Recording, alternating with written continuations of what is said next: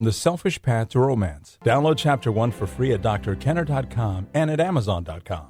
The Lord didn't make the sun until the fourth day. That is correct. That first day, well, what do you think it was, 24 hours long? The Bible says it was a day. Well, there was no sun. How do you know how long it was? The Bible says it was a day. Well, was it a normal day, a literal day, 24-hour day? I don't know. What do you think? I do not think about things I do not think about.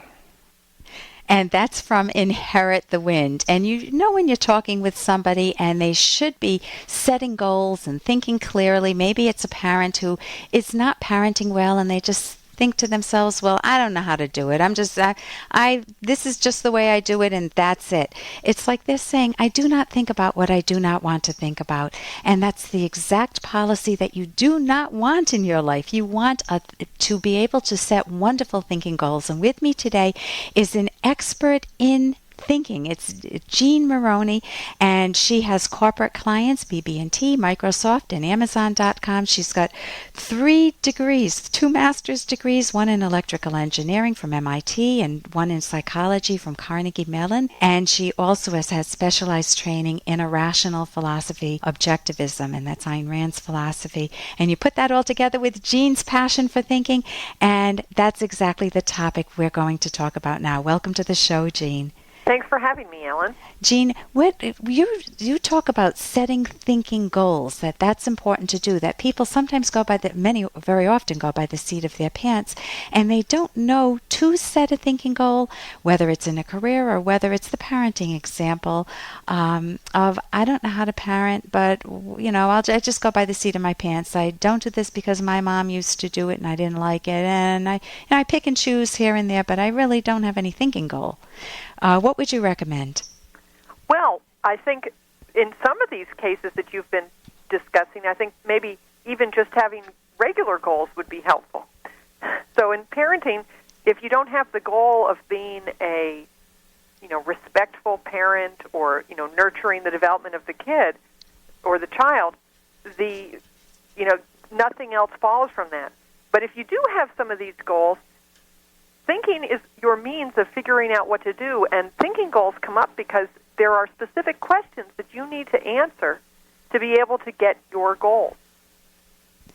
Okay, so when I think of parenting, I think, well, of course I'll do a role play with you. Of course I want to be a good mother. Of course I'm motivated. I want to be a nurturing mother.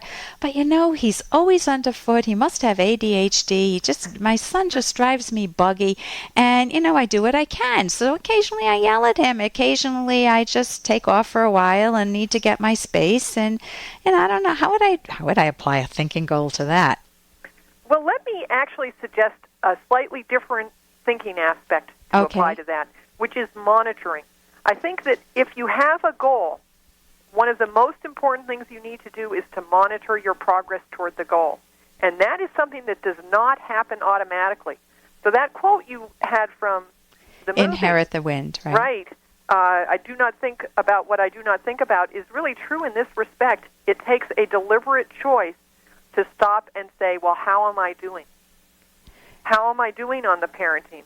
What is going well and what is not going well? Those questions do not ask themselves.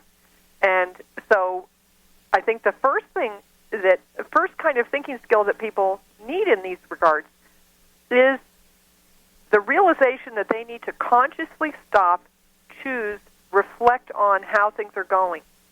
And that actually gives you an opportunity to figure out what it is you need to think about here. So with parenting, if I sat down, I would say, I don't know how to discipline, or I don't know how to listen to my child. I tune out. He tells me all of these things he's thinking and doing, and it goes on and on and on and on, and it's too long.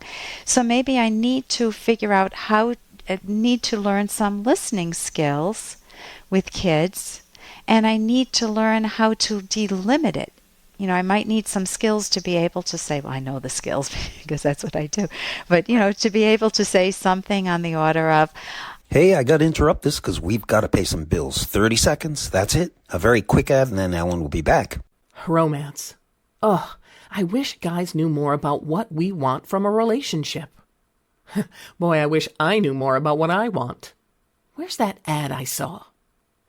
Here it is. The Selfish Path to Romance. A serious romance guidebook. Download Chapter 1 for free at selfishromance.com and buy it at amazon.com. The Selfish Path to Romance.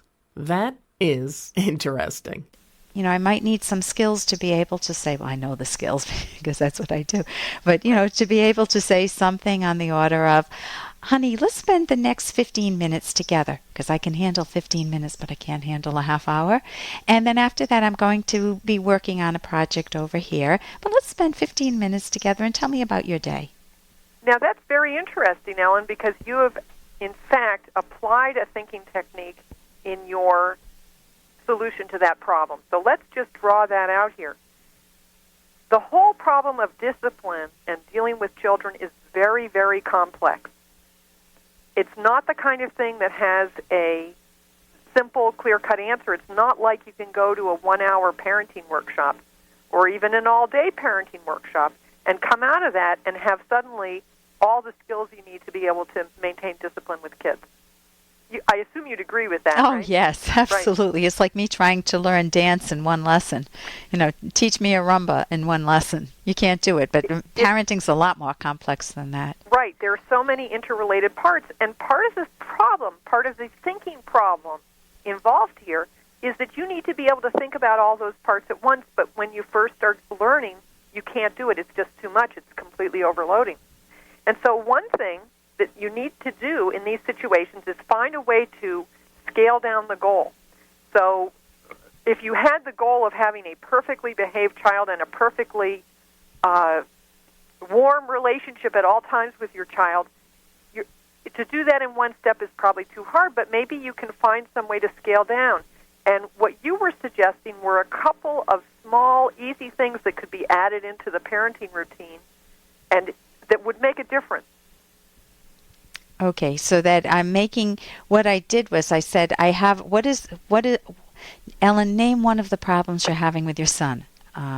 Obviously, that's not a personal example. Not your son, right? Or Susie, name some of the problems you're having with your son. And it's that he talks and talks and talks and talks and talks, and he drives me crazy, and I can't listen. And finally I say, he can tell I'm not listening, so he keeps trying to pressure me more to listen to him. So if I just said, what skill could I use there? If I made it clear-cut, and I know you've emphasized this, it's got to be a doable skill, and it's on something important to me, my relationship with my son. If I put aside 15 minutes right when he comes home from school, then he may be more willing. He'll have my full attention for the 15 minutes, and he may be more willing to go play with friends or play with his Legos or do something else. Right, and so what you did there is, this may not be a full solution to the problem, but it is a small, doable, clear-cut first step you can have that you're pretty sure is going to contribute to the solution to the problem. And it's simple. It's something it's something that you can implement and yet will have something you can build on later. Right, and it gives me confidence. Oh my gosh, if I have the 15-minute solution with my son, or in some cases it may be a husband or a wife, that you have to listen to for 15, not have to, but they talk and talk and talk. They need that. Mm-hmm. And you just listen, and then you go do whatever other tasks or interests you have. So listen, I want to thank you so much for joining us today. With me today has been Jean Moroney. She's an expert on thinking skills, and her website is, Jean, you can give your website? Sure. It's thinkingdirections.com. That's the word thinking plus the word directions all run together. And you offer what? Well, I offer courses on thinking tactics where, for example, I talk about how do you take a real complex problem and break it down into a series of passes where you can rough it in and get more detailed, and other skills. And I have a free email newsletter, which you can subscribe to on the website, and preview classes and articles and book recommendations up there. And tips, thinking tips. There's so much. There's a wealth of information on your website, thinkingdirections.com. That's all one word, thinkingdirections.com. And I look forward to talking with you again sometime, Jean. For more Dr. Kenner podcast, go to drkenner.com and please listen to this ad. Here's an excerpt from The Selfish Path to Romance, the Serious Romance Guidebook by clinical psychologists Dr. Kenner and Locke. Sally left Wayne a curt Dear John note. Wayne was crushed. He had idolized her. As he thought about it more, however, he realized that he had never felt at home with her or loved by her. Behind Sally's good looks, there was no real self. She was a narcissist who used Wayne to get money and attention, but she never showed a personal interest in him. Clearly, he should have gotten to know her as a real individual. Intoxicated by her beauty, he gave her an unlimited benefit of the doubt about everything else. Even when we keenly observe and accurately evaluate a potential partner's behavior, a person may be adept at temporarily camouflaging bad character traits. You can download Chapter 1 for free by going to drkenner.com, and you can buy the book at amazon.com.